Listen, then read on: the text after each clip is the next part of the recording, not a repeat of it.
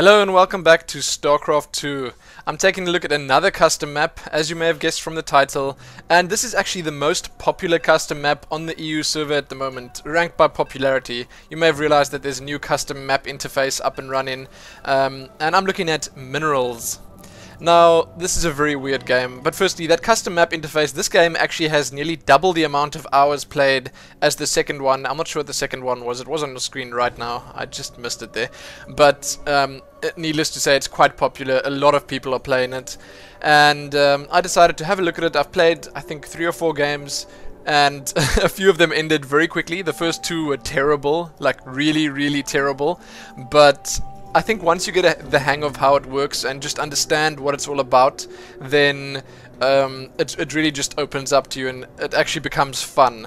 At first it's just frustrating. I think my girlfriend played this once and then just didn't play it again because she didn't understand what to do. They don't really tell you, they don't make it clear. So basically it says here you start with a probe and a special random ability. I'm not really sure what that is, but you got to gather your resources, build a base, and survive against the Zerg swarms. Now, at the start of the game, you've got a bunch of different resources. You've got minerals, Vespene, red crystals, plasma, and all of these do different things. Minerals are for the crystals. I'll show you that as we go along. So, at the start of the game, there's this mad rush. Your probes can basically knock down these rocks, as you can see happening right now. Myself and my girlfriend were playing this together, so we just explored a bit together. We wanted to build a base together, all that's good stuff. You can break down these rocks, and it's important to note that the Zerg can't. So you got to find a good defensible position to start your base in, and that's pretty much the most important part of the entire game. That's why there's this crazy rush at the start. Everyone's running around to try and find a good spot, find a spot with a lot of minerals and Vespene and stuff in a good position basically to start off. We were about to start down here, but then we realized that there's no Vespene, or there's one Vespene geyser and no minerals down there, so that wouldn't work. Then we went all the way around the side looking for a better spot, and as I said, this is the most important thing in the game. You need a good spot, and if you don't get a good spot at the start, if you don't get a good choke where you can funnel your opponents, the invading Zerg forces in, then you're basically not going to make it past the first night. And you'll see that how it works in just a second. So a quick little talk about the UI. Firstly, it's just a standard Protoss UI, but you can see all your minerals listed at the top. Then you've got a timer. Minerals, day 1, and the timer is currently on 92, 91. That's how long the day is still going to be. When that gets to 0, it turns to night and the Zergs start coming. So we decided that this is as good a spot as any. We started clearing out. You can see the only entrance into our base is actually on the right hand side, and it's a single passage. So I'm getting some minerals quickly because I want to build a crystal. Now the crystals are the basic walls in this game. You need a crystal to be able to just put at the front, and the Zerg will just pound away at that. And I'll explain to you how you can heal it or keep it alive in just a second. But you can see we just made a nice little hollow here. We've got a good bunch of minerals and Vespene and everything here we would ever need. So we sorted ourselves out well here. Now, important to note, if you put on towers or these obelisks, they actually need power to work. Towers need power. The cannons, actually, they're called cannons, and each of them requires a different resource basically to build. So the cannons themselves, they use the plasma resource. It's those purple crystals on the screen. Then the crystals use just minerals. Your healing structure uses minerals and the red crystals, and there's basically a good mix between them. I mean, you got a few different ones to use there. That guy probably just quit. Adam 7's probably quit because he didn't find a good spot. So we were pushing it very close here. As you can see, I'm just getting my generator down right now. I've got a healer up, the crystal up, and I'm just getting my generator down just in time. I gotta say it was really cutting it close because the Zerg are already pounding away at our little wall there, and I was taking a big chance, but we made it. And I think the first night is probably, you can see 2 people actually already quit on the first night. The first night is where it's pretty much make or break. Okay, you can see what my girlfriend did here. She didn't get a power generator yet on her tower, so it's not shooting yet. She needs that power generator there, because that pretty much just powers everything.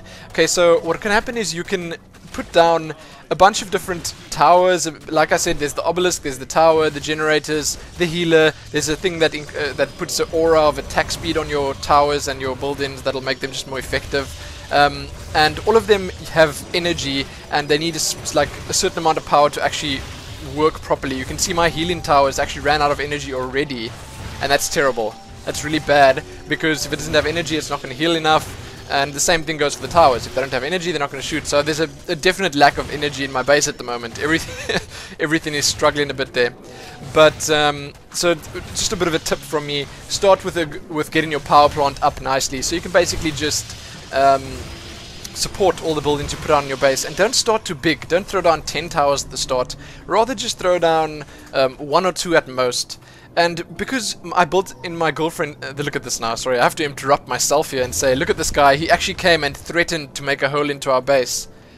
I even told him don't do that, and I was so lucky. I've had this before. I played one game where a guy was just breaking holes throughout my base, and it's really not very nice. Basically it means he's, I don't know, spiteful, because he's not going to make it if he doesn't get his own base up, so he'll just come and destroy mine anyway.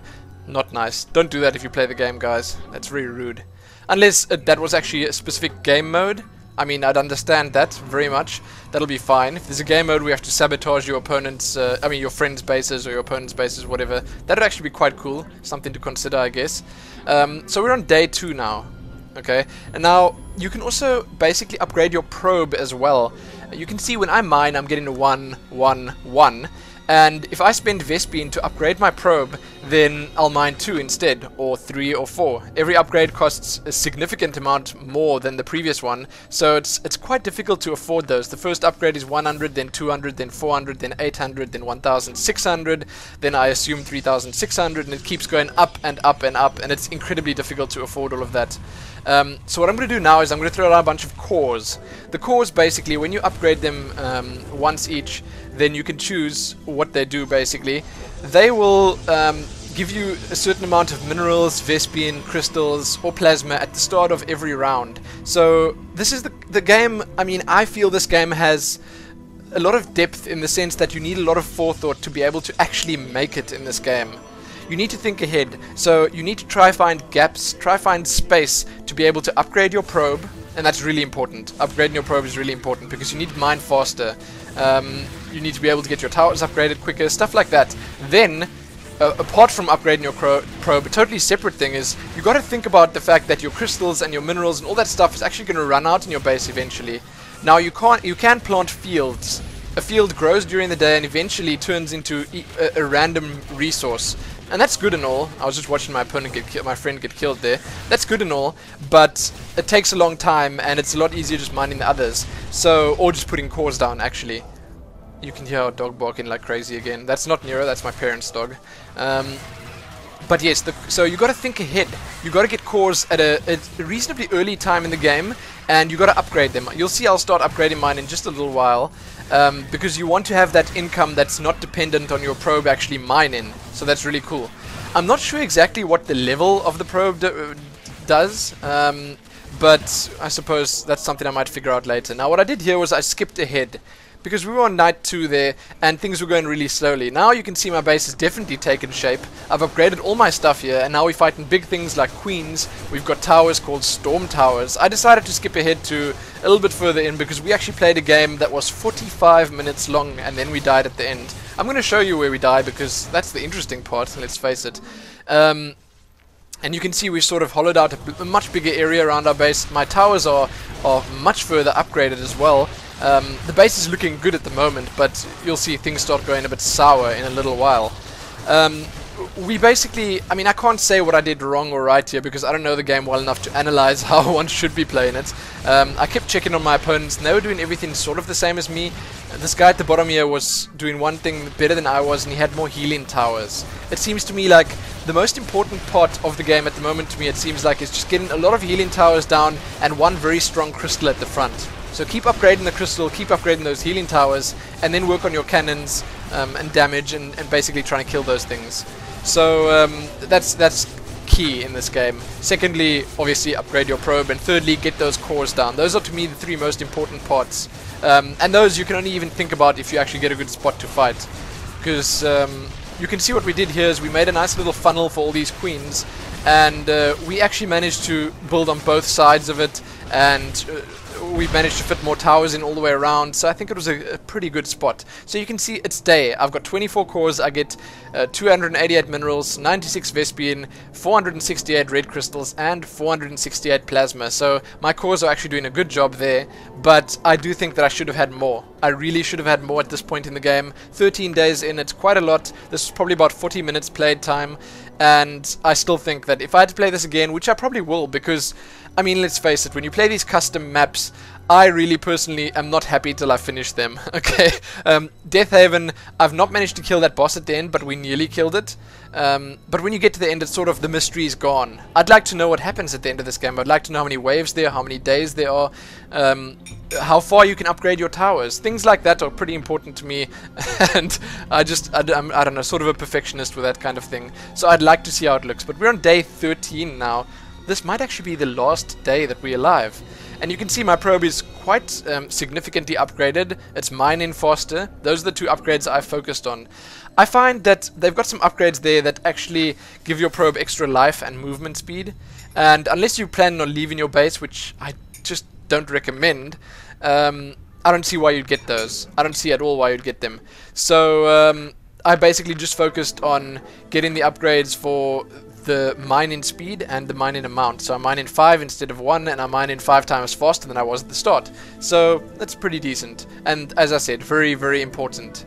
Now, we were actually getting close to the end of our minerals and stuff here. I couldn't decide where to put this healer, but we didn't have very much left in this base. We didn't plant any fields, so we weren't really looking to look into the future. And I didn't really have enough cores, as far as I can tell. Now, we died, I think it was in this night, we'll see in just a second. We died to these ultralisks, and they would, yeah, there they come, they're terribly scary. I can tell you we probably died because I didn't upgrade my crystal enough, and I definitely didn't get enough healers, as I said before. And I really do feel that that was the big blunder here, but at the same time, it costs about 6,000 minerals to upgrade the crystal to the next level from where it is now. I think I'm on a diamond crystal now or something, yeah, diamond crystal, and on the ultra healers, and it costs 6,000 to get it up one more level, and that's a lot of minerals. That's very difficult to get. So I think at the start, you got to start thinking what's the most important.